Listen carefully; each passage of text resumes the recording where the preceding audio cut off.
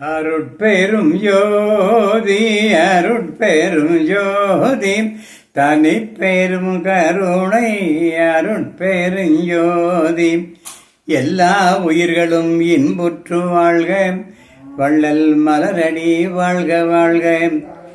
திருவிளங்க சிவயோக சித்தி எல்லாம் விளங்க, சிவஞான நிலை விளங்க, சிவானுபவம் விளங்க.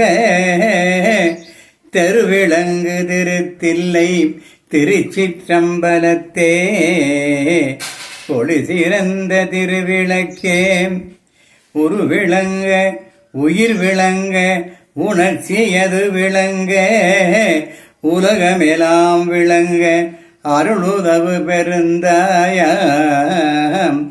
மறுவிளங்கு குழல் வல்லி மகிழ்ந்து ஒருபால் விளங்க, வயங்குமணி பொது விளங்க வளர்ந்த சிவக்கொழுந்தே. அருட்பெருஞ்சோதி அருட்பெருஞ்சோதி தனிப்பெரும் கருணை அருட்பெருஞ்சோதி. எல்லாம் செயல்கூடும் என்னானை அம்பலத்தே, எல்லாம் வல்லான்றனையே ஏற்று. உலகம் முழுவதும் உள்ள சன்மார்க்க சான்றோர்களுக்கும் பெரியோர்களுக்கும் என்னுடைய இந்த மாலை பொழுதினுடைய வணக்கத்தை தாழ்மையோடு தெரிவித்துக் கொள்கிறேன். வள்ளலாருக்கு தயவம்பாவை என்ற ஒரு நூலை 25 வருடங்களுக்கு முன்பாக நாம் பாடினோம். காரணம், வள்ளல் பெருமான் தயவுக்கு மிகவும் முக்கியத்துவம் கொடுத்து அதை பல இடங்களிலே பேசியிருக்கிறார்கள். மேலும் பேருபதேசத்தினுடைய கடைசி பகுதியிலே வள்ளல் பெருமான் அவர்கள் தெய்வனுடைய உண்மை தன்மையை உலக மக்களுக்கு புரியும்படியாக நேரடியாக சொல்லியிருக்கிறார்கள். அது என்னவென்றால், நான் இதுவரையும் சென்னையில் வாழ்ந்த காலத்தில் சமயம் சார்ந்த சைவ சமயத்திலே மிகவும் பற்றுதல் உடையவனாக இருந்தேன். இன்றைக்கு அதையெல்லாம் நான் சுத்தமாக விட்டுவிட்டேன். ஏனென்றால் என்னை இன்றைக்கு இந்த ஏறா நிலைமேல், அதாவது மரணமில்லா பெருவாழ்வுக்கு வழிகாட்டி அழைத்து சென்றது நான் இதுவரைக்கும் வணங்கி வந்த சைவ சமய தெய்வங்கள் அல்ல. என்னை ஏறா நிலைமிசை ஏற்றி வைத்தது தயவு என்கிறார். அந்த தயவு வள்ளல் பெருமானை புரட்சிகரமான துறவியாக அது மாற்றி அமைத்திருக்கிறார்கள். சான்றோர் பெருமக்களே, உங்களுக்கெல்லாம் தெரியும், இந்த மார்கழி மாதங்களில் வைஷ்ணவ பக்தர்கள் திருப்பாவை பாடல்களை வைஷ்ணவ ஸ்தலங்களிலே பாடுவார்கள். அந்த திருப்பாவை பாடல்களை எழுதியது ஸ்ரீவில்லிபுத்தூரிலே உதித்த ஆண்டாளம்மையார். வைஷ்ணவ கடவுளாகிய திருவரங்கத்திலே அரிதுயில் கொண்டிருக்கிற அந்த பெருமானுக்கு அதை பாடலாக பாடினார்கள். அதை வைஷ்ணவ பெருமக்கள் இன்றளவும் திருவரங்கத்திலே கொண்டாடுகின்றார்கள்.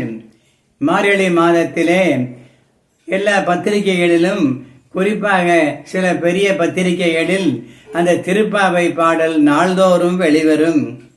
அதே போல திருவம்பாவை, ஆண்டாளம்மையார் பாடியது திருப்பாவை. யாருக்கு?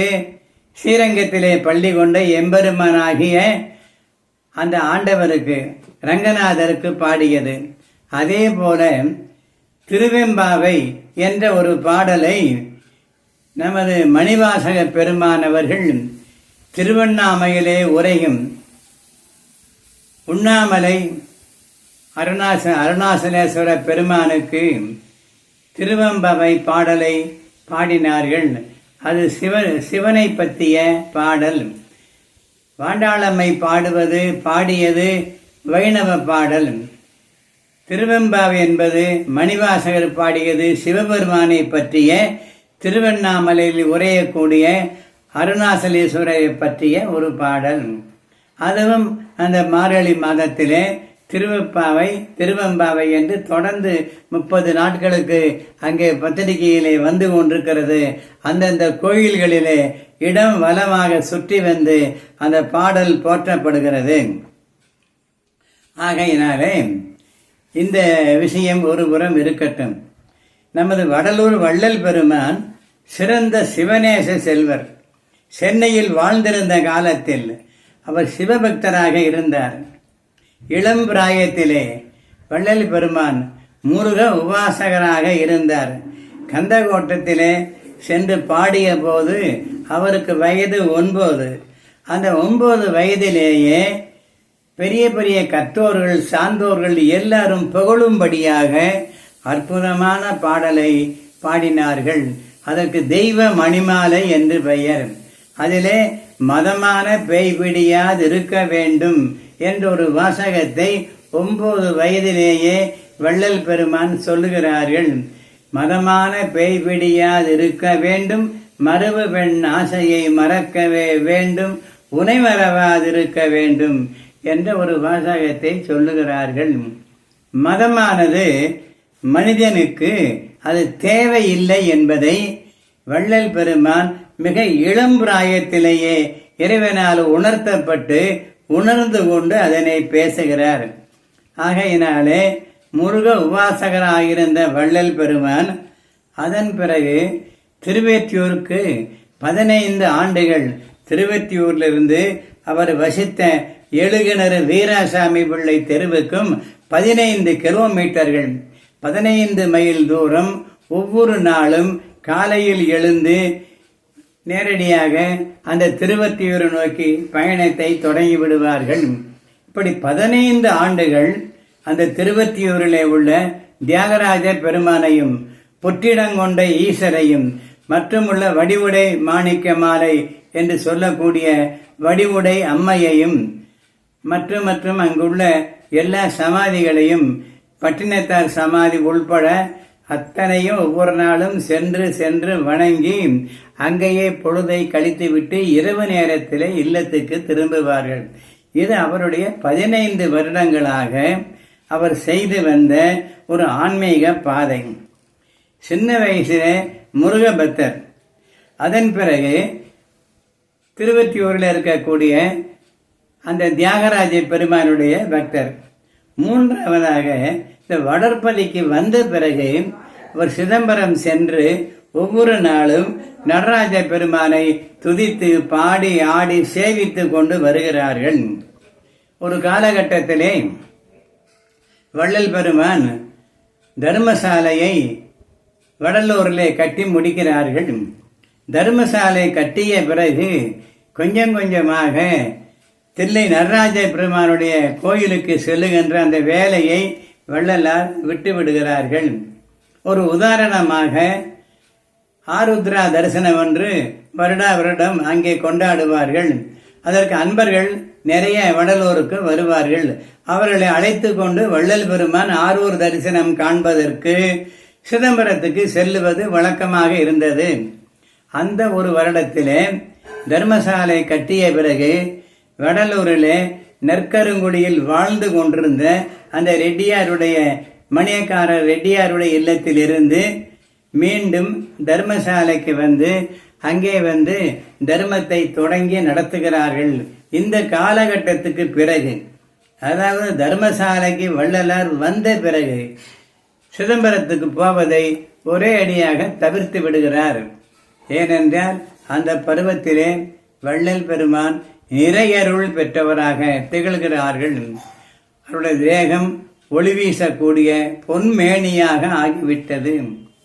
ஆகையினாலே அங்கே வந்துள்ள அன்பர்கள் பல பேர் சுவாமி வருவார்கள், நான் வடலூரிலிருந்து புறப்பட்டு சிதம்பரம் செல்லலாம் என்று எண்ணிக்கொண்டிருக்கிறார்கள். இந்த நேரத்திலே வள்ளல் பெருமான் அவர்களுடைய ஒரு அபிப்பிராயத்தை தெரிந்து கொண்டு தான் தங்கியிருந்த அந்த அறைக்குள்ளே பழைய காலத்து டெண்டு கொட்டையிலே ஒரு பெரிய வெள்ளை திரியை கட்டி அதிலே படத்தை நாம் சினிமா படங்களை பார்த்தது போல அந்த வெள்ளை வேஷ்டியை உள்ளே ஒன்று கட்டச் சொல்லி தன்னுடைய அறையிலே வந்திருந்த அத்தனை அன்பர்களையும் உள்ளே உட்கார சொல்லி அங்கே ஆருத்ரா தரிசனத்தை சிதம்பரத்திலே நடராஜ பெருமானுக்கு நடைபெறுகின்ற அத்தனை நிகழ்ச்சிகளையும் இங்கே இந்த வெள்ளை திரையிலே தர்மசாலையிலே தன்னுடைய அறையிலே காட்டுகிறார்கள். இந்த அற்புதத்தை எல்லாம் பார்த்து மக்கள் வியப்படைகிறார்கள். அந்த நாளிலேயே ஒரு ஊடகமாகிய இந்த டெலிவிஷனை உற்பத்தி செய்து தன் அருள் வளத்தினாலே சிதம்பரத்திலே நடைபெறுகின்ற அந்த நிகழ்ச்சியை இங்கே வடலூரிலே தன்னுடைய அறையிலேயே காண்பிக்கிறார்கள். இப்படிப்பட்ட பெரும் வல்லமைகளை, அருள் ஆற்றல்களை, சித்தாடல்களை வள்ளல் பெருமான் எல்லாம் உணர்ந்த அருப்பெருஞ்சோதி ஆண்டவன் அருளினாலே அவர் பெற்று திகழ்ந்த காலம், வடலூரிலே வாழ்ந்த காலம். அந்த வடலூர் வாழ்க்கையிலே தான் வள்ளல் பெருமான் தன்னுடைய தவம் முற்று பெற்று தான் பெற வேண்டியதையெல்லாம் நாம் அதை பெற்றுக்கொள்ள வேண்டும் என்ற நோக்கத்திலேதான் தான் வாழ்ந்திருந்த சென்னை நகரத்தை விட்டு தனது 35வது ஆண்டு அங்கிருந்து பெறப்பட்டு அன்பர்கள் சிலரோடு இப்பொழுது இருக்கக்கூடிய புதுச்சேரிக்கு வந்து அங்கே ஒரு சில நாள் தங்கி இருந்து விட்டு அதன் பிறகு தில்லைக்கு வருகிறார்கள். நடராஜ பெருமானை மனங்குளிர சேவித்து கொண்டு அங்கே 4-5 நாட்கள் அங்கே கிழக்கிறத வீதியிலே உள்ள ஒரு சத்திரத்திலே வள்ளல் பெருமான் தங்கி இருக்கிறார்கள். இந்த நல்ல நாளிலே வள்ளல் பெருமானுடைய நல்ஊழ் திருவருள் கூட்டி வைக்க நடராஜ பெருமானுடைய சன்னதியிலே கருங்குழி மணியக்காரர் ரெட்டியார் அவரை சந்திக்கக்கூடிய ஒரு நல்ல நிகழ்வு ஒரு இறைவனால் ஏற்படுத்தப்படுகிறது. கோயிலுக்குள்ளே தரிசனம் செய்து கொண்டிருக்கிறார் வள்ளல் பெருமான். எதிர்ப்புறமாக இருந்து தரிசனம் செய்து கொண்டிருக்கிறார் கருங்குழி மணியக்காரர் வேங்கட ரெட்டியம். அந்த வேங்கட ரெட்டியாருக்கு வள்ளலாரை பற்றிய அநேகமாக எல்லா விதமான விவரங்களும் தெரியும். அவருடைய தமையனார் பரசுராம பிள்ளை இந்த வேங்கட ரெட்டியாரத்திலே கணக்கெழுதி கொண்டு கருங்குடியிலே இருந்த காலம் அது. ஆகையினாலே இவருடைய எல்லா சரித்திரமும் தெரிந்ததினாலே அந்த ரெட்டியார் இவரிடத்திலே, சுவாமி, நீங்கள் எங்களுடைய கருங்குழிக்கு விஜயம் செய்து அடியேனுடைய இல்லத்திலே சில காலம் தங்கியிருக்க வேண்டும் என்று உண்மையான அன்போடு அவரை அழைக்கிறார்கள். அவருடைய அழைப்புக்கு சம்மதப்பட்டு வள்ளல் பெருமான் அந்த கருங்குழிக்கு அவருடன் செல்லுகிறார்கள். வள்ளல் பெருமான் கருங்குழிக்கு வரக்கூடிய செய்தியை ஒரு நாளைக்கு முன்பாகவே ரெட்டியார் தம்முடைய ஆட்களின் மூலமாக தமது கிராமத்துக்கு தெரியப்படுத்தி இருக்கிறார்.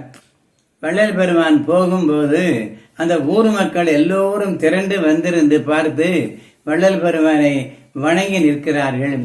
பார்த்தவர்கள் பார்த்தபடியாக அழகே உருவாக முக்காடிட்ட தோற்றத்தோடு ஒளி உமிழும் கண்களாக அருள் உருவாக அன்பே வடிவாக வள்ளல் பெருமான் தோற்றத்தை பார்த்து ஊர் மக்கள் எல்லாம் கடவுளே நம்முடைய ஊருக்கு வந்திருக்கிறார் என்று சந்தோஷப்பட்டு அவரை வணங்கி சென்றார்கள்.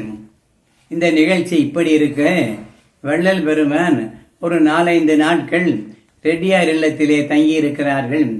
வள்ளல் பெருமானுக்கு தனித்து தங்குவதற்கு ரெட்டியாரும் அவருடைய மனைவி முத்தியால அம்மையும் சேர்ந்து ஒரு தனி அறையை ஏற்படுத்தி இருந்த அறையை சுத்தம் செய்து வள்ளல் பெருமானுக்கு அந்த அறையை கொடுக்கிறார்கள். அந்த அறையிலே வள்ளல் பெருமான் 9 ஆண்டு காலங்கள் அங்கே தங்கி இருக்கிறார்கள். அங்கே தங்கியிருந்த காலத்திலேதான் பல அற்புதங்கள் நிகழ்ந்தது. அதிலே ஒன்று தண்ணீரில் விளக்கரித்த அற்புதம் நிகழ்ந்த இல்லம் கருங்குழி ரெட்டியாருடைய அந்த இல்லத்தில் தான் நடந்தது. அந்த ஊருக்கு பெயர் கருங்குழி, நற்கருங்குழி என்று வள்ளல் பெருமான் பிறகு அதை பெயரை மாற்றி வைக்கிறார்கள். அங்கே இருந்த காலத்தில் தான் வள்ளல் பெருமான் தண்ணீரில் விளக்கரித்த அதிசயம் ஒன்றை நிகழ்த்தி காட்டி ஊர் மக்களுக்கெல்லாம் ஒரு அற்புதத்தை வெளிப்படுத்துகிறார்கள். அதன் பிறகு தான் நெடுநாட்களாக எண்ணி இருந்த சன்மார்க்க சங்கத்தை அந்த கருங்குடி ரெட்டியார் இல்லத்திலே தான் அங்கே முதலாக தன்னை சுற்றி இருந்த அன்பர்களை கொண்டும் அந்த ஊர் மக்களை கொண்டும் முதலாக சன்மார்க்க சங்கத்தை அங்கே தோற்றுவித்தார்கள். அந்த சங்கம்தான் இன்று வரைக்கும் உலகம் முழுவதும் பரவி இருக்கிறது. அதன் பிறகு வள்ளல் பெருமான் வெளியூர் செல்லும் காலங்கள் தவிர மற்ற நாட்களில் அங்கே இருந்து கொண்டு மக்களுக்கு ஏதாவது செய்ய வேண்டுமே என்று நினைத்து அங்கே வாடிய பயிரை கண்டெல்லாம் வள்ளல் பெருமான் வாடுகிறார். மழை இல்லாத காலம், ஆங்கிலேய ஆட்சி காலம், கொடுமை மிகுந்ததாக இருக்கிறது. உடைமைகளெல்லாம் இழந்த வறியவர்கள் ஒருவேளை சோற்றுக்கு வாடுகிறார்கள், அல்லாடுகிறார்கள். பெரும் பணக்காரர்கள் அங்கே இருந்தவர்கள் எதுவும் கண்டுகொள்ளவில்லை. வள்ளல் பெருமானுடைய உள்ளமானது நைந்து போனது. ஆகா, இப்படிப்பட்ட அருங்கோடு பஞ்சத்திலே கூட இந்த கஞ்சர்கள் இப்படி இருக்கிறார்களே என்று மனத்திலே எண்ணி ஒரு தர்மசாலையை துவக்கி இவர்களுக்கு அன்னமிட வேண்டும் என்ற ஒரு எண்ணம் வந்துவிட்டது. ஒவ்வொரு நாள் இரவும் அந்த கருங்குடி இல்லத்திலே எல்லாம் வல்ல அருட்பெருஞ்சோதி ஆண்டவரிடத்திலே, என் அப்பனே, என் ஐயனே, அருட்பெருஞ்சோதி ஆண்டவனே, ஒரு பக்கம் மழை இல்லாதபடிக்கு பயிர்களெல்லாம் வாடி வதங்கி கருங்கி கொண்டிருக்கிறது, மழை பொழிய வையுங்கள். மறுபக்கத்திலே உணவில்லாதபடி உயிருள்ள மனிதர்கள் வாடி வதங்கி போய் எலும்பும் தோலுமாக வருகிறார்களே, நான் என்ன செய்வது, ஏதாவது வழி செய்யுங்கள் என்று வள்ளல் பெருமான் விடாதபடிக்கு அருட்பெருஞ்சோதி ஆண்டவரை வேண்டிக் கொண்டே இருக்கிறார். ஒரு அற்புதம் நிகழ்கிறது. ஒரு நாள் நள்ளிரவில் ஒருவர் வந்து கதவை தட்டுகிறார். திடீரென்று யார் இந்த கதவை தட்டுவது என்று திறந்து பார்த்தவுடனே அந்த வந்த நபர் மனித கோலம் தாங்கி வந்த அருட்பெருஞ்சோதி ஆண்டவர் தன்னுடைய மாய்கையினாலே தான் யார் என்பதை வள்ளல் பெருமானுக்கு அவருக்கு அறிவுக்கு புலப்படாதபடிக்கு தெரியாதபடிக்கு இறைவன் மறைத்து விட்டார். ஒரு சாதாரண எளிய அடியவரை போல உள்ளே நுழைகிறார். அவர் கேட்காமலே அவர் சொல்லுகிறார், இந்த நான் கொடுக்கிற வஸ்துவை கையிலே வைத்துக்கொள் என்று ஒன்று கொடுக்கிறார்கள். வள்ளல் பெருமானுக்கு ஒரு திகைப்பாக இருக்கிறது. இது என்ன ஒரு அதிசயமாக இருக்கிறது, இவர் யார் என்றே தெரியவில்லை. திடீரென்று தட்டினார்கள். கதவை திறந்த உடனே உள்ளே வந்து இதை பிடி என்று என் கையிலே பலமாக ஒரு பொருளை வைத்து அழுத்தி, நீ உன்னுடைய மனம் கொண்டபடியே பேரறம் புரிய. வந்திருந்த அடியார் சொன்ன வாசகம், நீ உன்னுடைய மனத்திலே ஏழை மக்களுக்கு உதவி புரிய தர்மசாலை ஏற்படுத்த வேண்டும் என்று எண்ணிக்கொண்டிருக்கிறாய் அல்லவா, அந்த எண்ணம் நிறைவேறும்படியாக பிடி இதனை. நின் மனங்கொண்டபடியே பேரறம், எந்த காலத்திலுமே வற்றாத ஊற்று போல நடந்து கொண்டே இருக்கக்கூடிய பேரறம். நாம் செய்வதெல்லாம் சிற்றறம். ஒரு நாளைக்கு 2 நாளைக்கு சாப்பாடு போடுவோம், அதன் பிறகு நமக்கு வசதி இல்லை, விட்டு விடுவோம். ஆனால் வள்ளல் பெருமானுக்கு இறைவன் வரம் கொடுத்ததோ, இதை பிடி, நின் மனங்கொண்டபடிக்கே பேரறம் புரிந்து அருள்க என்று சொல்லி ஒரு வரத்தை கொடுக்கிறார். வள்ளல் பெருமான் திகைக்கிறார். யார் இவர் என்று தெரியவில்லை.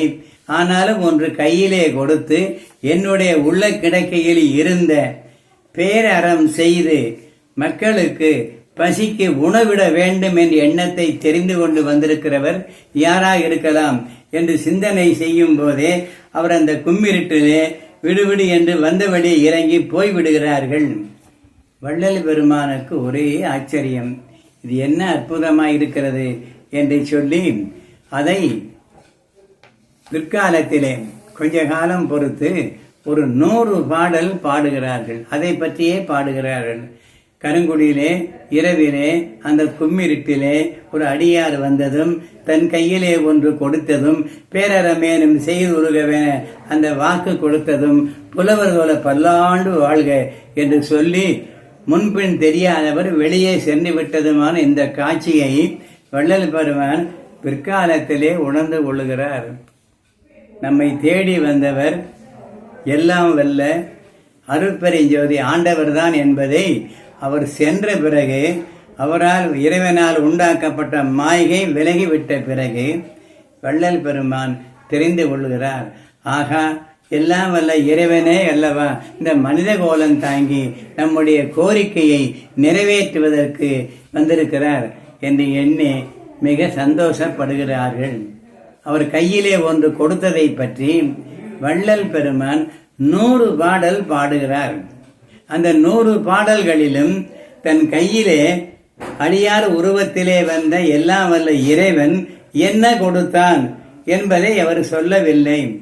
அது அருட்பெருஞ்சோதி அகவல் பாடலிலே இங்கே பூட்டிய பூட்டுக்கு அருட்பெருஞ்சோதி அகவலிலே அங்கே திறவுகோல் இருக்கிறது. அகவலை படித்து கொண்டே வந்தால் அது நமக்கு புரியும். அதாவது அதிலே அகவல் பாராயணத்திலே படிக்கும்போது அவர் கையிலே கொடுத்தது நினைத்தபடி செய்யக்கூடிய ஒரு அருள் மணியை என்ன நாம் செய்ய வேண்டும் என்று எண்ணுகிறோமோ அந்த செயலானது உடனடியாக நிறைவேற்றக்கூடிய சக்தியை உடைய ஒரு மணியை வள்ளல் பெருமானுக்கு அந்த இறைவன் கொடுத்தான். இங்கே பூட்டிய பூட்டு அகவலிலே இந்த 2 வரிகளிலே அது உடைக்கப்பட்டு நமக்கு விளக்கப்படுகிறது. இதுதான் உண்மை சரித்திரம். இது ஒரு உரம் இருக்க வள்ளல் பெருமான் ஊர் மக்களுக்கெல்லாம் சொல்லி அனுப்புகிறார். இங்கே நான் தர்மசாலை கட்ட விரும்புகிறேன். ஆகையினாலே ஊர் மக்களே, உங்களால் முடிந்த அளவு நிலங்களை கொடுங்கள் என்று அன்பர் மூலியமாக சொல்லி அனுப்புகிறார்கள். பார்வதிபுரத்து மக்கள் ஒன்று கூடி கூட்டம் போட்டு ஊரிலே பேசுகின்றார்கள். நம்முடைய ஊருக்கு எல்லாம் வல்ல இறைவனே மனித கோலம் தாங்கி வந்திருக்கிறார் என்பதை நாம் உணர்கிறோம்.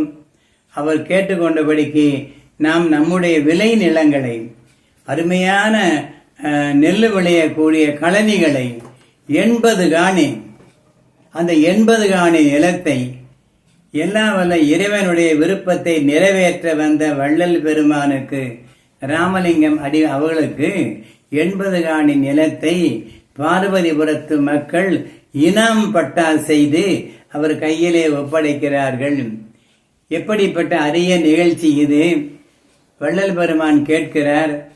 அந்த ஊர் மக்கள் நிலத்தை கொடுக்கிறார்கள். 80 காணி நிலத்தை இனாமாக பட்டா செய்து கொடுக்கிறார்கள் என்றால் வள்ளல் பெருமானுடைய அருள் தன்மை, அவர் மாட்சிமை, அவருடைய சொல்லாற்றல், அவருடைய தோற்றம் அத்தனையுமே உள்ள உண்மையானவளுக்கு இறைவனே மனித கோலம் தாங்கி வந்திருந்தால் அது எப்படி இருக்கும் என்பதை உணர்த்துவதைப் போல இருந்தது.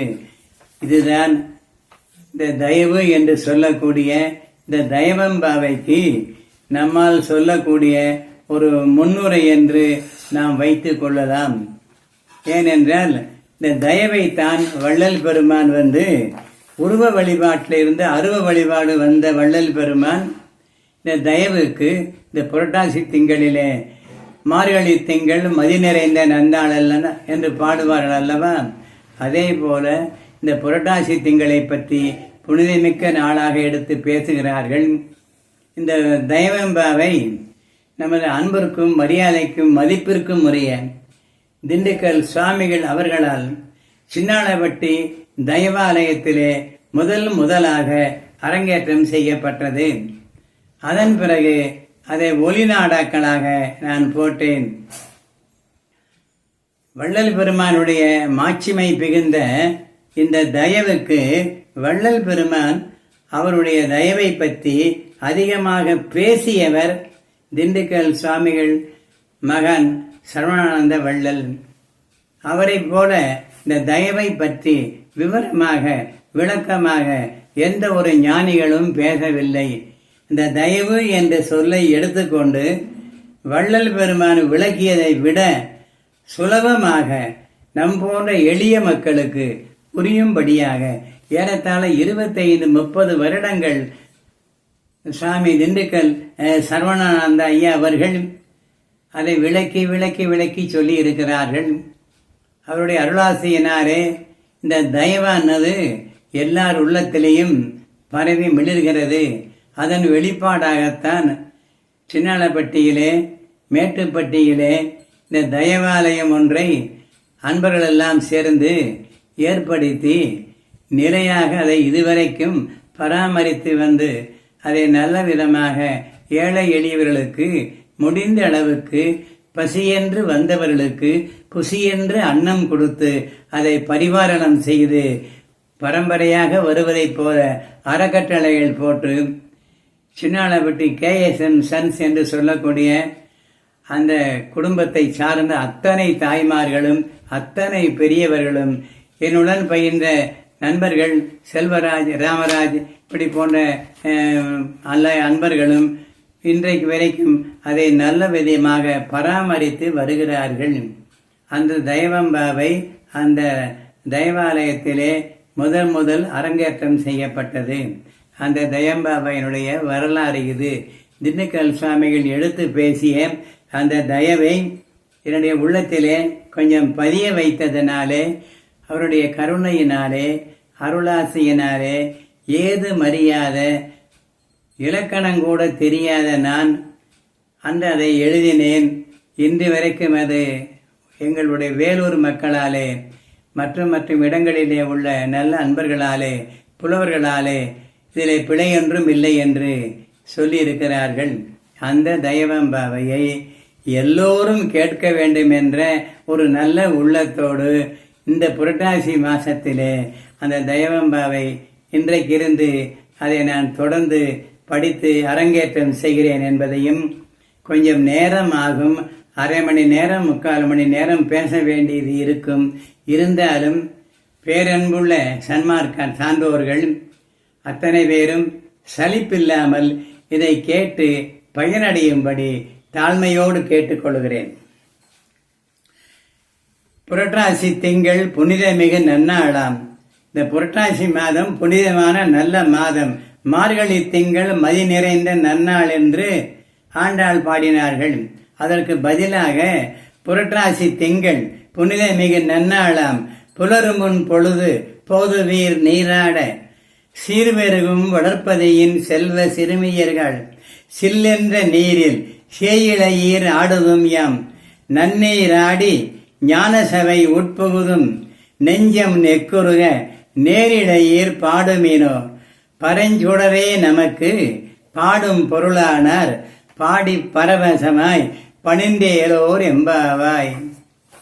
வெள்ளிவான் சுடர் வந்து விளங்கு தமிழகத்தில் பிள்ளை பெருமானாய் பிறந்தார் மருதூர்பதியில். வள்ளல் பதத்தை வாழ்த்தோங்கான் வாழ்த்திடிலோ. கள்ளம் கவலாதே கண்ணுறக்கம் கொள்ளுதியோ. உள்ளம் இன்புறும் உணர்வும் பரிவு கொள்ளும் அல்லல் அறவே அருளாளர் வந்தவதரித்தார். வெள்ளம்போர் கருணை வீசும் தயவாளர் வள்ளல் புகழ்பாடி வாழ்த்தோங்கான் எம்பாவாய். சித்தெலாம் வல்ல செழுந்தையா ஜோதி சித்தெலாம் வல்ல செழுந்தையா ஜோதி அத்தன் அருட்திரு அமுதம் அருள் வள்ளல் சித்தன் சிறப்பெல்லாம் செப்ப கடைதிரைவாய். இந்த கதவுகளை திறவுங்கள். சித்தர் பெருமான் ஆகிய வள்ளல் பெருமானுடைய சிறப்புகளை எல்லாம் நான் பாடிக்கொண்டு வருகிறேன். தோழிகளே, கதவை திறவுங்கள். சித்தன் சிறப்பெல்லாம் செப்ப கடை திறவாய். முத்தன்ன நகைமுகத்தாய் முன்காலை போதீது இத்தென்ன பொய்த்துயில் இற்றோ நின்னன்பு உத்தம தோழியரின் ஓங்கு குரல் கேட்டிலையோ. சத்திய ஞான சபை சடுதியில் போய் புகுவோம் இத்தனை தாமதமேன் எழுந்தேலோர் எம்பாவார் என்று கதவை தட்டி தோழியை மற்றொரு தோழி நீராடி சீக்கிரமாக ஞான சபைக்கு போவோம் வா என்று அழைக்கிறாள். சொற்பதம் கடந்த சுடராம் அருட்ஜோதி சொற்பதம் கடந்த சுடராம் அருட்ஜோதி கற்பகத்தின் பூங்கொம்பு கருணை தயாநிதியர் ஏற்றிய தீபம் எழில் ஞான சபையில் ஏத்தாதே நீதுயிலல் என்ன பயனோடி தோற்றும் சுடர்காணில் துயர் அரும் அறியாயோ. நம்முடைய சுடர் கண்டால், அந்த ஜோதியை கண்டால் நமக்கு துயரமில்லை. தோற்றும் சுடர்காணில் துயிர் அரும் அறியாயோ, போற்றும் அடியர் குரல் கேட்டும் துயிலிதையோ. ஞானசபைக்குள்ளே அமர்ந்து நம்முடைய சன்மார்க்க சீலர்கள் அருப்பெருஞ்சோதி அருப்பெருஞ்சோதி தனிப்பெருங்கருணை என்று அருப்பெருஞ்சோதி ஆண்டவரை துதித்து போற்றுகின்றார்களே, அந்த குரல் உன்னுடைய காதிலே வந்து விழவில்லையா? போற்றும் அடியர் குரல் கேட்டும் துயிலியுதியோ, இப்படி காதலை கேட்டும் உறங்குகின்றாயே, மாற்ற மேலற்கு மடிதுயில் ஆகாதே. நம்முடைய வாழ்க்கையிலே உள்ளத்திலே ஒரு பெரிய அருள் மாற்றம் நிகழ வேண்டும். அப்படி மாற்றம் நிகழ்வதற்கு இப்படிப்பட்ட ஒரு தூக்கம் கூடாதம்மா, எழுந்திரு. போற்றும் அடியர் குரல் கேட்டும் துயிலுதியோ, மாற்ற மேலற்கு மடிதுயில் ஆகாதே, ஏற்றம் நமக்கருள்வர் எழுந்தேலோர் என்பாய். சின்னஞ்சிறுமியர்கள் சிற்சபை காணேரோம். சிற்சபை பொற்சபை என்று வடலூரில் இரண்டு இருக்கிறது.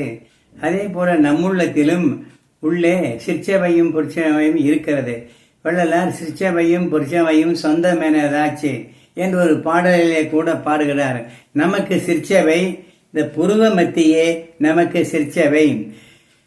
சின்னஞ்சிறுமியர்கள் சிற்சபை காணேரோம், முன்னம் செய்தவத்தால் முந்தி இவன் உதித்தீர், துண்ணும் அருட்தயவால் துலங்கிடும் சன்மார்க்கம், மன்னர் அருள்வள்ளல் மனத்துதித்த ஞான சபை.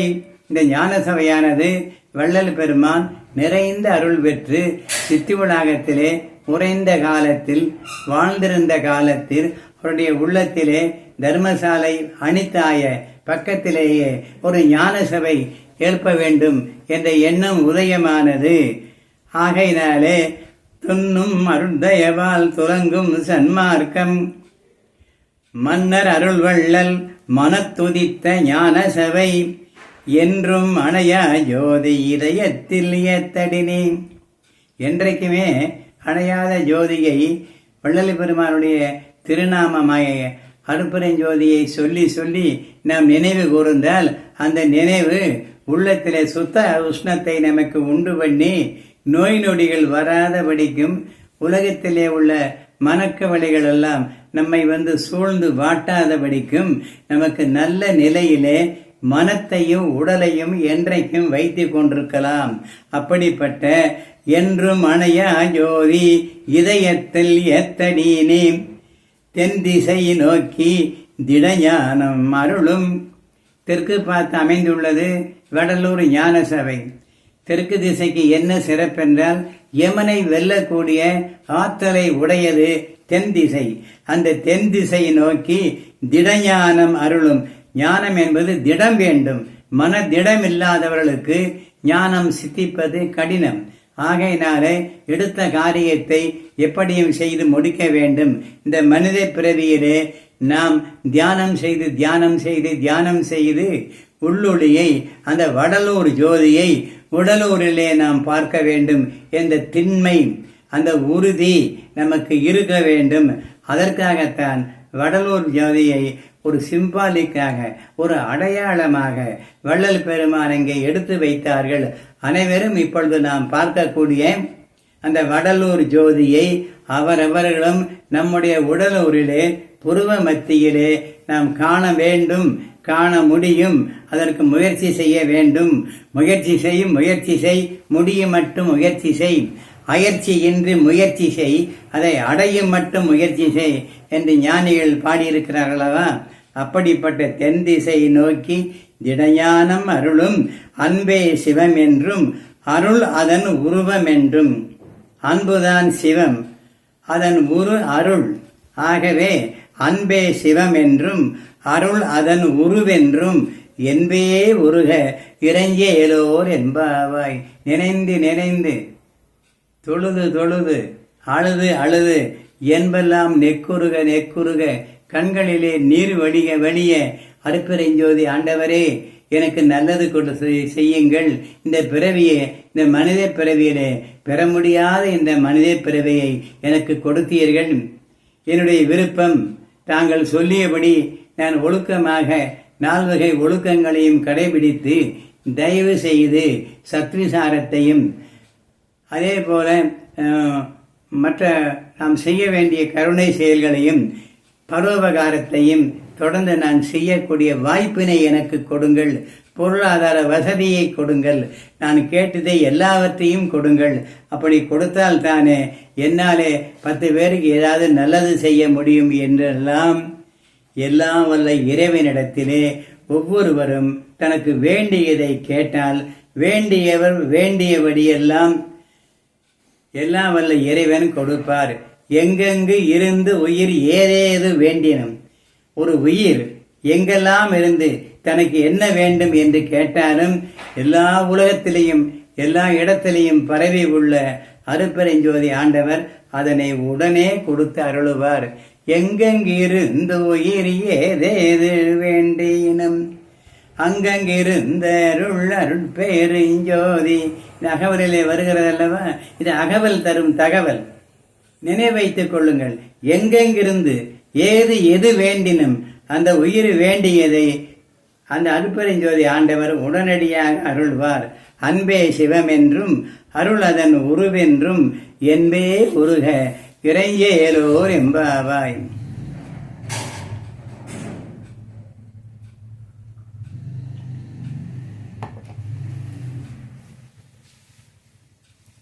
சென்னி வளநாட்டின் செல்வ சிறுமியர்கள் மன்னி அருள் பெறற்கே மருதூரில் உதித்தீர். நீங்கள் எல்லாம் இந்த மருதூரிலே நிலையான அருளை பெறுவதற்காக வேண்டி முந்தி வந்து இந்த ஊரிலே நீங்கள் பிறந்து விட்டீர்கள். சென்னி வளநாட்டின் செல்வ சிறுமியர்கள் மன்னி அருள் பெறற்கே மருதூரில் வந்துதித்தீர். என்னே உறங்குதியோ ஏலே இளங்குழலே என்னாதல் மீதொருவே எழுந்தென்னோடல் போதாராய்.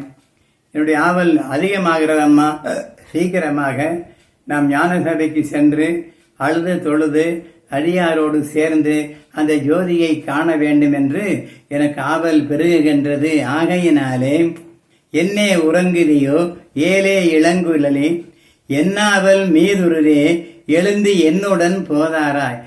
என்னுடன் வாமா, நின்னை அழைத்தேக நின்றனன் யான்.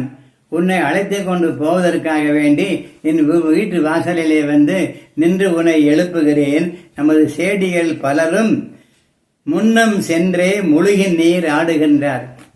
அங்கே உள்ள தெப்பங்களிலே கமல மலர் பூத்திருக்கக்கூடிய அங்கே அநேக தெப்பங்கள் வடலூரை சுற்றி இருக்கிறது, மருதூரிலும் இருக்கிறது. எல்லா இடங்களிலும் பாவையர்கள் தோடிகள் நீராடி கொண்டு வேக வேகமாக ஞான சபைக்கு ஓட்டமாக ஓடுகிறார்களே, அவர்களோடு சேர்ந்து நாமும் செல்வோம். முன்னம் சென்றே நம் தோழியர்கள் முழுகி நீர் ஆடுகின்றார். என்னே யான் சொல்வேன் எழுந்தே எலோர் எம்பாவாய். இதுக்கு மேல என்னம்மா சொல்றது? தயவு பண்ணி சீக்கிரமாக நீ வா என்று சொல்லி தோழி எழுப்புகிறார். வேத விற்பன்னர் விளம்பிடார் இவர்கள் புகழ். இப்பொழுது உதயம் செய்திருக்கக்கூடிய அருட்பெருஞ்சோதி ஆண்டவருடைய தன்மையை, புகழை, பெருமையை வேதங்களும் சொல்ல முடியாது. வேத விற்பன்னர் விளம்பிடார் இவர் புகழ். ஏதமில் ஜோதி இறை உண்மை உணர்ந்திடடி. ஏதமில் ஜோதி என்றால் குற்றமில்லாத ஜோதியினுடைய அந்த இறைவனுடைய உண்மையை உணர்ந்திடடி. இப்பொழுதாவது உணர்ந்து பார். ஏதமில் ஜோதி இறையுண்மை உணர்ந்திடடி. மாலே மதமார்க்கம் மனத்தளவும் எண்ணாமல். சைவ மதம், அப்புறம் இந்த மாதிரி வைணவ சமயம், எத்தனையோ மதங்கள், ஆயிரக்கணக்கான கோடிக்கணக்கான மதங்கள் இருக்கிறது. அந்த மதங்களை எல்லாம் நீ மனத்திலே வைத்து அந்த மதம் போகிற போக்கிலே போட வேண்டாம். ஆகவே மாதே மதமார்க்கத்தை மனத்தளவும் எண்ணாமல் ஆதியாம் ஜோதி போற்றி அருள் நீர் ஆடுதும் யாம். ஆதி என்று சொல்லக்கூடிய முதன்மையான ஒரு ஜோதி இருக்கிறது அல்லவா, அதுதான் உலகத்தை முதலிலே படைத்தது.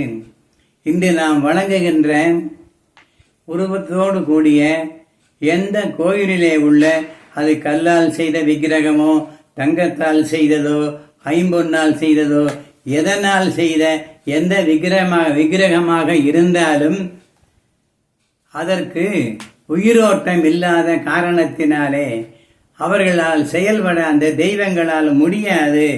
உண்மையான கடவுள் எது என்று வள்ளல் பெருமான் சொல்லுகிறார். இது நான் சொல்லவில்லை. உண்மையான கடவுள் எது என்றால், மேலே வானம், கீழே பூமி 2, மூன்றாவது நீர், நெருப்பு, காற்று ஆகிய 5 பஞ்சபூதங்கள் தான் உண்மையான கடவுள்கள். இந்த உண்மையான கடவுள்கள் தான் இந்த உலகத்தையே படைத்தது. அந்த உண்மையான கடவுள் தான் அந்த பஞ்சபூத சேர்க்கையினாலே இந்த உடம்பையும் படைத்தது. நமது உடம்புக்குள்ளே நீர் இருக்கிறது, நெருப்பு இருக்கிறது, அனல் இருக்கிறது, ஜீரண கருவிகள் இருக்கிறது, காத்து இருக்குது. இவ்வளவும் சேர்ந்துதான் இந்த உடம்பு. அதே போல பஞ்சபூதங்களால் ஆக்கப்பட்டது உலகம். அதே பஞ்சபூதங்களால் ஆக்கப்பட்டது நம்முடைய உடம்பு.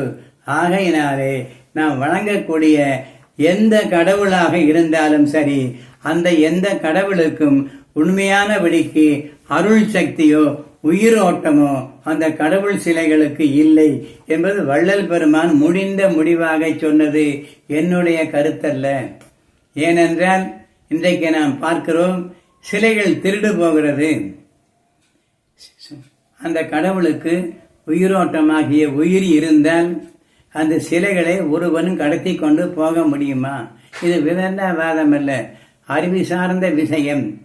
இப்படியெல்லாம் கடவுளுக்கு உருவேற்றுவதாக வேண்டி அது ஆரம்பத்திலே குடமுழுக்க அது இது எல்லாம் என்று செய்து அந்த கடவுளுக்கு உயிர் ஊட்டிவிட்டோம் என்று சொல்லி ஆரியர்கள் கும்பாபிஷேகம், குடமுழுக்கு இவைகளை செய்து அந்த கடவுளுக்கு உயிர் ஊட்டிவிட்டதாக கண் திறக்கிற சாங்கியம் கூட நடக்கிறது. இவ்வளவும் செய்தும் எந்த சாமியாவது என்னை தூக்கி கொண்டு போகிறான் பூசாரியே எந்திரிச்சு வா என்று சினிமா படத்தில் அடிப்பதை போல டைன் டைன் டைன் டைன் அடித்து ஊரை எழுப்பி இருக்கிறதா? யாரையாவது எழுப்பி விட்டு இருக்கிறதா? ஐயோ தேடுவதற்கு நாளைக்கு வர்றான், போலீஸுக்கு காவல் போடு என்று சொல்லி இருக்கிறதா? ஒன்றுமே இல்லை. நாம் வைத்திருக்கிற கடவுளுக்கு 3 கோலங்கள் தான். ஒன்று, அது நிமிர்ந்து நின்ற கோலமாக இருக்கும். அடுத்தது இப்படி அமர்ந்த கோலமாக இருக்கும். இன்னொன்று கிடந்த கோலமாக இருக்கும். கிடந்த கோலம் என்றால் படுத்துக்கொண்டு சேவை சாதிப்பது என்று சொல்லுவார்கள். இவைகளை எல்லாம் சிந்தித்து பார்க்க வேண்டும். நம்மை போல கடவுளுக்கு உயிராற்றல் சத்தியமாக எந்த கடவுளுக்கும் இல்லை. எந்த சக்தியும் கிடையாது. நீர், நெருப்பு, காற்று, பூமி, ஆகாயம், இந்த பஞ்சபூதங்களே உண்மையான கடவுள் என்று வள்ளல் பெருமான் நிறைய இடத்திலே சொல்லி வருகிறார்கள். ஆகையினாலே நான் இப்படி கடுமையாக சொல்லுகிறேனே என்று சான்றோர்கள் வருத்தப்பட வேண்டாம். சிந்தனைக்குரிய செய்தி இது. காலங்காலமாக 5000 ஆண்டுகளாக ஆரியர்கள் வருகைக்கு பிறகு உலகத்திலே நிறைய கோயில் குளங்கள் உண்டாகிவிட்டது. தினப்பிரதி ஏதாவது ஒரு கோயிலிலே விசேஷம் வந்து கொண்டுதான் இருக்கிறது. தினப்பிரதி தேர் இழுத்தல், நெருப்பு மிதித்தல், பெரிய அழகு குத்தி கொண்டு ஆடுதல், இப்படிப்பட்ட நிகழ்ச்சிகள் எல்லாம் நாம் தான் செய்து கொண்டிருக்கிறோம் ஒழிய அவர்கள் செய்வதில்லை என்பதையும் கவனத்தில் கொள்ளுங்கள். இது ஏன் சொல்கிறேன் என்றால், வள்ளல் பெருமான் எந்த விதமான உடம்பு உபத்திரியம் பண்ணக்கூடிய ஒரு செயல்களை செய்ய விருப்பமில்லாதவர். ஆகையினாலே நேர்த்தி கடன் என்ற பெயரிலே நாம் நமக்கே ஒரு விதியை ஒரு இதை உண்டாக்கி கொண்டு நாம் அதை செய்து கொண்டிருக்கிறோம். இதெல்லாம் கடவுளுக்கு விருப்பமான செயல்கள் அல்ல. இதை சிந்தித்து பார்த்து அவரவர்கள் முடிவு செய்து கொள்ளுங்கள். வள்ளலார் சொன்னதை மட்டும்தான் நான் சொல்லுகிறேன். மாதே மதமார்க்கம் மனத்தளவும் எண்ணாமல் ஆதியாம் ஜோதி போற்றி அருள் நீர் ஆடுதும் யாம் கோதிலா ஞான சபை கோதர வலம் செய்வாம். கோதிலா ஞான சபை, குற்றமில்லாத ஞான சபையை கோதர குற்றமற்றபடியாக அந்த படிகளிலே முன்னும் பின்னுமாக ஞான சபையை சுற்றி வலம் வருவோம். கோதிலா ஞான சபை கோதர வலம் செய்வாம். ஆதவன் அடிவானில் அருட்சுடராய் எழுந்தான் தாதுற்ற இவ்வுடம்பை தங்கமென போற்றுதும் யாம். தாதுக்களாலே, அதாவது எலும்பு, சதை, நரம்பு, இப்படிப்பட்ட தாதுக்களாலே இந்த உடம்பு தாயும் தந்தையும் சேர்ந்து உண்டாக்கிவிட்ட இந்த உடம்பு தாயும் தந்தையும் சேராவிட்டால் உண்டாகாது. ஆகையினாலே தாதுற்ற இவ்வுடம்பை, அதாவது நீரினால், நெருப்பு சக்தியால், எலும்பு சக்தியால், ஜவ்வுகளினாலே, கல்லீரல், மண்ணீரல், கணையம் என்று சொல்லக்கூடிய எல்லா விதமான இறைச்சியினால் செய்யப்பட்ட ஜவ்வு முதல் கொண்டு கணையம் வரை எல்லாவற்றிலுமே தாதுக்களின் கூட்டாக செய்யப்பட்ட உடம்பு, இறைவனால் கொடுக்கப்பட்ட உடம்பு. எவ்வளவு முயன்றும் என்ன விதமான விஞ்ஞானத்தினாலும் இந்த உயிருள்ள இந்த மனிதனைப் போல ரோபோக்களை செய்யலாமே ஒழிய அதற்கு பேசக்கூடிய, நடக்கக்கூடிய, உயிருள்ள உணர்வுகளை ஊட்டுவதென்பது அது விஞ்ஞானம் வருங்காலத்திலே சொல்ல வேண்டிய பதில். இறைவனுடைய திருவுள்ள சம்மதம் எதுவோ அதுபோல் நடக்கும். ஆகையினாலே கோதிலா ஞான சபை கோதர வலம் செய்வாம். ஆதவன் அடிவானில் அருட்சுடராய் எழுந்தான். விடியற் காலையிலே 6 மணிக்கெல்லாம் தகதகதகவென்று ஆதவனாகிய பகலவன் சூரியன் அடிவானத்திலே எழுந்து விட்டான். ஆதவன் அடிவானில் அருட்சுடராய் எழுந்தான். தாதொற்ற இவ்வுடம்பை தங்கமென போற்றுதும் யாம் மாதே மணிப்புறாவே மகிழ்ந்தேலோர் எம்பாவாய். தாதுற்ற இவ்வுடம்பை நாம் தங்கமென போற்ற வேண்டும். வள்ளல் பெருமான் சொல்லுகிறார், இந்த உடம்பை நீங்கள் பொன்னே போல் பாதுகாக்க வேண்டும். அது என்ன செய்யலாம் என்றால் அருந்துதல், பொருந்துதல். அருந்துதல் என்றால் தண்ணீர் குடிப்பதிலிருந்து உணவு உட்கொள்கின்ற வரை அருந்துதல். பொருந்துதல் என்றால் ஆணும் பெண்ணும் சேர்க்கை. இந்த அருந்துதல் பொருந்துதலில் மிதமாக அளவாக இருந்தோமேயானால் மிருத்யு என்று சொல்லக்கூடிய அந்த யமன் நமது பக்கத்திலே வரமாட்டான். ஏனென்றால் எதையும் அளந்து அளவோடு சரியானபடிக்கு உணவு எடுத்துக்கொண்டு, உறக்கம் எடுத்துக்கொண்டு, நல்ல சிந்தனைகளினாலே மனத்தை நிரப்பிக் கொண்டு, எல்லோரும் வாழ்க வாழ்க என்று வாழ்த்திக் கொண்டு, யாருக்கும் எந்த விதமான தீமையையும் மனத்திலே எழாத வண்ணம் எல்லாவற்றையும் புறந்தள்ளி, இந்த வயதிலே குடும்பத்திலே உள்ள தொந்தரவுகள், தொல்லைகள் எல்லாம் நம்மை வந்து சூழ்ந்து வாட்டி வதைக்கும். அவைகளை எல்லாம் தள்ளிவிட்டு இனி இந்த பிறவியிலே நாம் பெற வேண்டியது எல்லாம் வல்ல இறைவனுடைய அருளை மட்டும்தான் என்று சிந்தனை செய்து அருட்பெருஞ்சோதி அருட்பெருஞ்சோதி தனிப்பெருங்கருணை அருட்பெருஞ்சோதி என்று வாயினால் சொல்லியும் நோட்டுகளிலே அருட்பெருஞ்சோதி மந்திரத்தை எழுதி கொண்டு வந்தோமானால் இந்த குடும்ப தொல்லைகளிலிருந்து நாம் கொஞ்சம் கொஞ்சமாக விடுதலை பெற்று நோயற்ற வாழ்வு, நல்ல மனம் இவைகளை பெற்று கொஞ்ச காலத்திற்கு இறப்பை தள்ளி போடலாம், சாவை தள்ளி போடலாம் ஒழிய அந்த சாவுடன் சமாதானம் செய்து கொள்ள முடியாது. உலகத்திலே பிறந்த ஒவ்வொரு ஜீவராசியும் ஒரு நாளைக்கு இந்த உலகத்தை விட்டு போய்விடும். சத்தெல்லாம் போனவன் செத்து போகிறான். யாரு செத்து போறாங்க? சத்து போனவன் செத்து போறான். அதற்கு என்ன செய்ய வேண்டும்? சத்து போகாத நல்ல உணவுகளை ஒரு அளவோடு சென்று சேர்த்து கொஞ்ச காலத்துக்கு நோய் நொடி இல்லாமல் வாழலாம். இதுதான் நாம் செய்யக்கூடிய விஷயமே ஒழிய சாவை வெல்வதற்கு நம்மால் முடியாது. ஆகவே சத்து என்று சொல்லக்கூடிய சுத்த சன்மார்க்கத்தின் உண்மைகளை உணர்ந்து நித்திய வாழ்வு பெறுவதற்கு ஓரளவு முயன்றும் தான தர்மங்கள், சத்விசாரங்கள், பரோபகாரம் ஆகியவற்றையெல்லாம் நம்மால் இயன்ற அளவு ஒரு எறும்புக்கு ஒரு கைப்பிடி சர்க்கரை வாங்கி போட்டால் கூட போதும். என்ன நம்மால் இயலுமோ அதை இந்த மனம் சந்தோஷத்தோடு என்னால் இவ்வளவுதான் கடவுளே முடிகிறது, அதை செய்கிறேன் என்று நாம் செய்து வந்தோமேயானால் நம்முடைய உயிரும் உடலும் மனவளத்தோடு உடல் நலத்தோடு கொஞ்ச காலத்துக்கு வாழலாம்.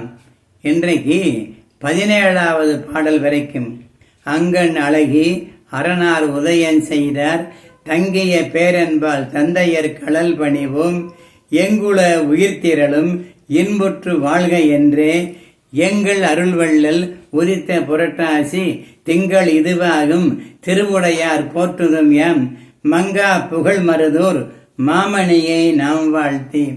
எங்குமே புகழ்பெற்ற மங்காத என்றும் இருக்கக்கூடிய அந்த மருதூர் மாமணியாகிய ராமலிங்க சுவாமிகளை, வள்ளல் பெருமானை மனகத்தகத்தை மறவாமல் மங்கா புகழ் மருதூர் மாமணியை நாம் வாழ்த்தி சங்கம் சிலம்ப சன்மார்க்கர் இசை பொழிய வெங்கைய புனல் பாய்ந்த ஆடையலோர் எம்பாவாய் என்று சொல்லி ஒரு 17 பாடல்களை இன்று நாம் படித்திருக்கிறோம்.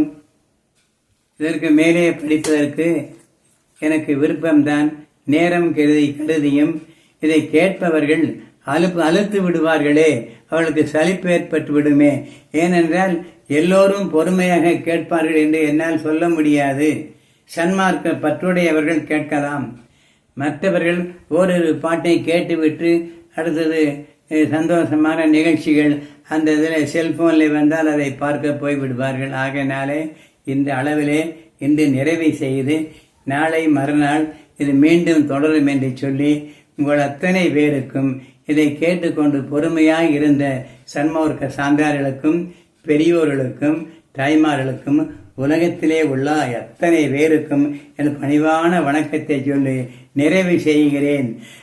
அருட்பெரும் ஜோதி அருட்பெரும் ஜோதி தனி பெருங்கருணை அருட்பெருஞ்சோதி அருட்பெரும் ஜோதி அருட்பெருஞ்சோதி தனி பெருங்கருணை அருட்பெருஞ்சோதி. எல்லா உயிர்களும் இன்புற்று வாழ்க, வள்ளல் மலரடி வாழ்க வாழ்க. நிறைவு.